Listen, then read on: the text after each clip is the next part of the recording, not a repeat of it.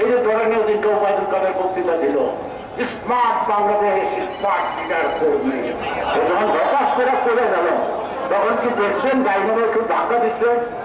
দেখছেন? কেউ ধাক্কা দেয় নাই। যে সরকারটা একসময় ধপাস করে পড়ে যাবে, আপনি তো আরো পাবেন না। বাঘে বললে বাঘে ছাড়ে, হাসিনা তো কারোর ছাড়ে না। যে সে যে বাঘিনীর চেয়েও হিংস, তার জন্য লোকরা টাকা লুটপাট করে আর সে বসে বসে আঙুল চষে, এটা কি বিশ্বাসযোগ্য কথা? বিশ্বাসযোগ্য না। প্রত্যেকটা লুটের টাকার পিছনে তার অংশ আছে, তার ইন্ধন আছে, তার নেতৃত্ব হচ্ছে 5,000 কোটি টাকা নির্ণয় করেন, তাহলে বা 2500 কোটি টাকা নির্ণয় করেন, তাহলে কি হলো? 500 কোটি টাকা কন্ট্রাক্টরের ডিপার্টমেন্ট, আর বাকিটা শেখ হাসিনার ছেলেবেলাদের পকেটে। এখানে শেখ হাসিনা পায় না, এটা কিন্তু হলক করে বলা যাবে না, কারণ তিনি এত ভালো লোক না যে তারে কোনো মুনাফা না দিয়া, তারে কিছু না দিয়া কেউ টাকা হজম করেছেন।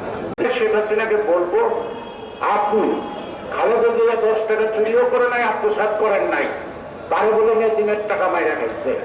এই যে কথাবার্তা বলেন, এইটার বিচার একদিন হবে, হয়তো ইহকালে না হয়, পরকালে তো হবে।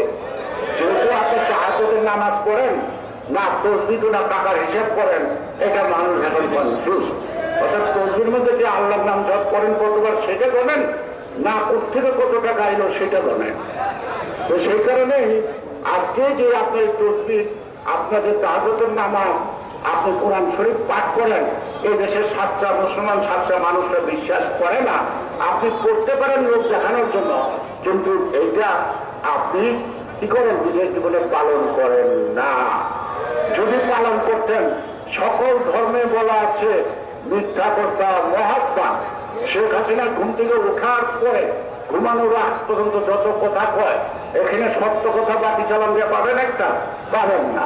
সব সত্য ফক ফক করে বলতেছে, এর চেয়ে আর সত্য কথা নাই। আসলে সব মিথ্যা। কিছু মানুষকে কিছু সময় বোকা বানানো যায়, সকল মানুষকে কি সবসময় বোকা বানায় রাখা যায়? যায় না।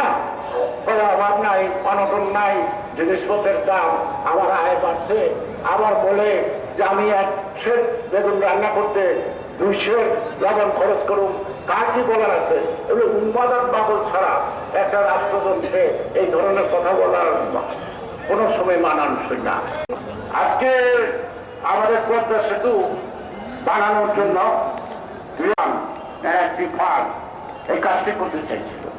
তারা মাটি পরীক্ষা সবকিছু সয়েল টেস্ট করলো, এবং তারা ডিজাইন নকশাও দিল, এবং তারা এস্টিমেটেড কস্ট দিল 11,000 কোটি টাকা। 11,000 কোটি টাকা যে দিলেন, সেখানে আমাদের নেত্রী বেগম খালেদা জিয়া তৎকালীন প্রধানমন্ত্রী বললেন এটা 10,000 কোটি টাকার মধ্যে সার্থক হবে। আর এখন পদ্মা সেতু কি উৎপাদনের জন্য কারখানা প্রস্তাব করাই 500 কোটি টাকা খরচ। এখন বুঝতে পারেন এই যে বিলাসিতা, এই যে টাকা লুটপাটের যে একটা তাণ্ডব, এখান থেকে দেশ বাঁচবে কিনে, আপনি বাঁচবেন কিনে। এখন খাচ্ছেন খাচ্ছেন, ভাবছেন যে না কোনো কিছুর অভাব নাই। অভাব তো একদিকে ধরা পড়বে না। ডায়াবেটিস রুগী কিন্তু একদিনে কাহিল হয় না, যখন কাহিল হয় আর দাঁড়ায় থাকতে পারে না। অর্থাৎ একেবারে ডায়াবেটিসের মতো অর্থনীতিটা চুষা খাচ্ছে, যখন তখন ধপাস করে পড়ে যেতে পারে, যখন তখন পড়ে যেতে পারে। কোথায় যাবে, কিভাবে যাবে, সেটা তার ব্যাপার।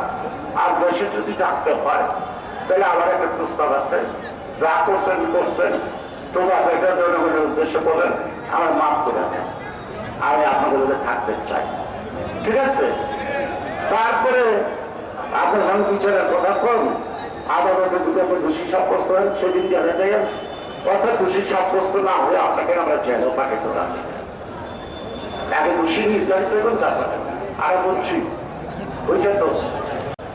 যেখানে ন্যায়ভিত্তিক সমাজ ব্যবস্থা, ন্যায় বিচার থাকবে, যেখানে সাম্য থাকবে, সেই দেশের মানুষের বিচার বিবেক স্বাধীনতা, আইনের শাসন থাকবে, এবং সেই দেশে গণতন্ত্র থাকবে।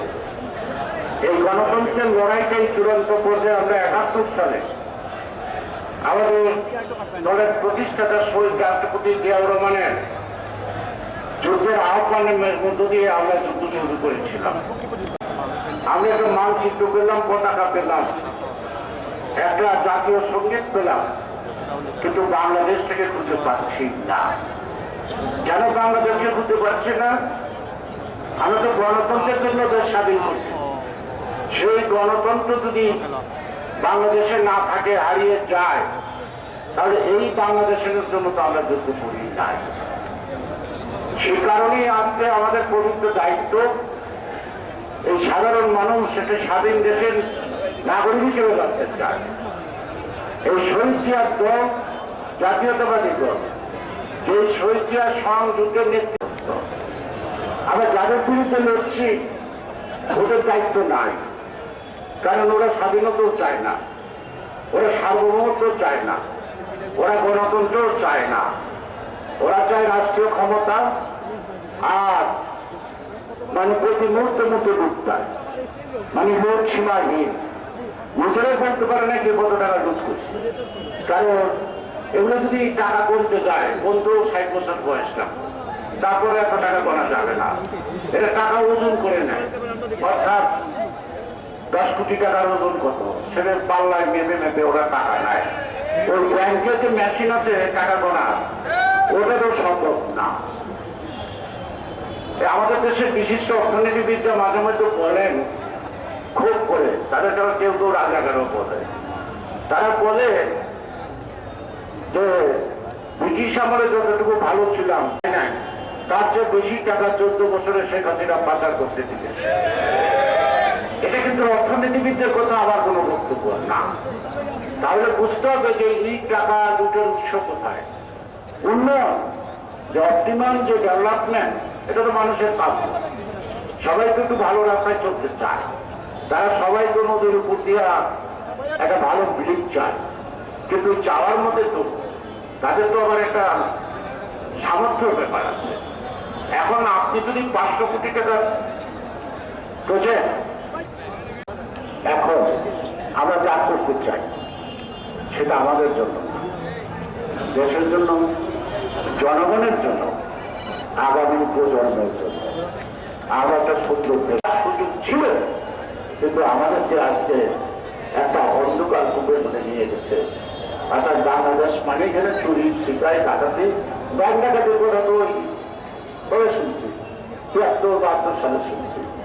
এখন যখন ব্যাংক ডাকাতি হইতো, ছোটখাটে ব্রাঞ্চে যাইতো, যে একটা পিস্তলটা গুলি করতো, 3000 টাকা পাইতো, 10,000 টাকা পাইতো। আর এখন তো ব্যাংক ডাকাতি গুলি দেওয়া হয় না, কাগজে কলমে জায়গায় লক্ষ লক্ষ কোটি কোটি টাকা, এই তো অবস্থা। আর কম্বল চুরির কথা তো স্লোগানে আছে না, যে কম্বল কাটা মসজিদ ভোট, আর দিব না নৌকায় ভোট। আমার মনে হয় জনগণের মুখে আবার এই শব্দটা এখন জাগ্রত, সঠিক। সুতরাং আজকে সে তো ভোটের চিন্তা করে না, তার তো ভোটের প্রয়োজন নাই।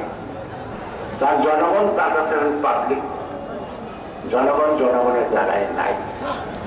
এই পাবলিককে দাবড়াইতে পারলেই নাকি সোনা রাখা যায়, এই জন্য তার বক্তব্য।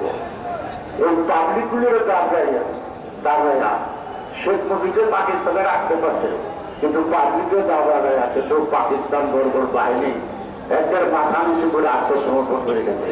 ঠিক, সুতরাং ওরাও জানে, এখন সিদ্ধান্ত নিতে পারছে না ওরা কোথায় যাবে। ওরা দেশে যাবে, থাকতে পারবে, বিদেশে যাবে, সেখানেও ঠিকানা খুঁজে পাচ্ছে না।